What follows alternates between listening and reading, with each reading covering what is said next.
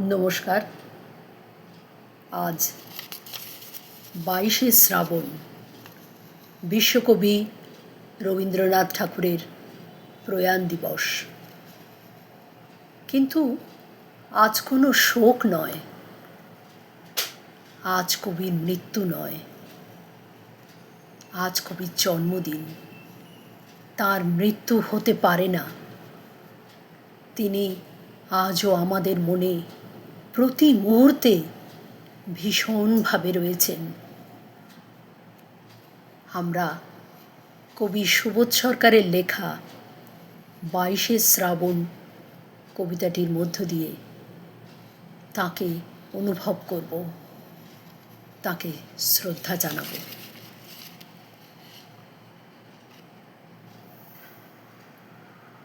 আমরা প্রত্যেকে আজ 22শে শ্রাবণ।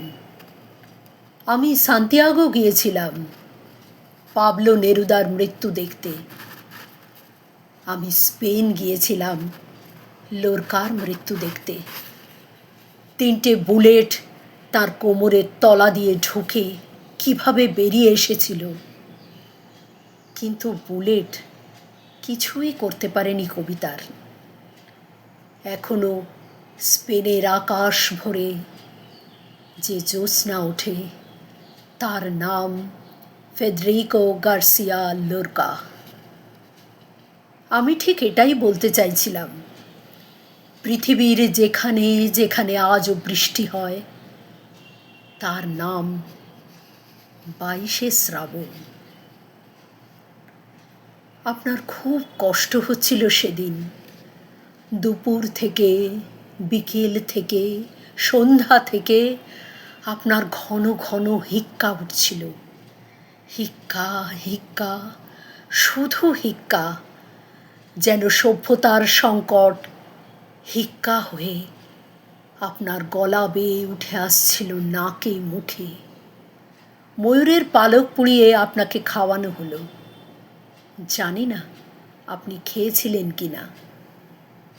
আপনি তখন খাওয়া না খাওয়ার ঊর্ধ্বে। রাত 3টের সময় আপনি চোখ মেলে তাকালেন। আপনি বারান্দায় এলেন।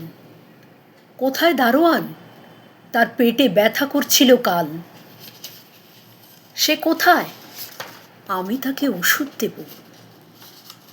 বাবা মশাই, আপনি ঘুমোন, দারোয়ান ভালো আছে।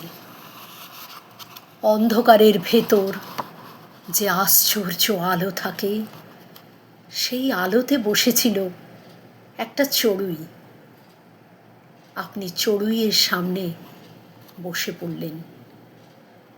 জোড়াসাঁকোর দোতলায় সে এক অভূতপূর্ব দৃশ্য।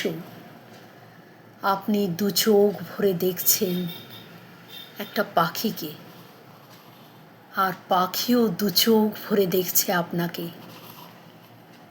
আপনি বললেন, তুই আমাকে নিতে এসেছিস?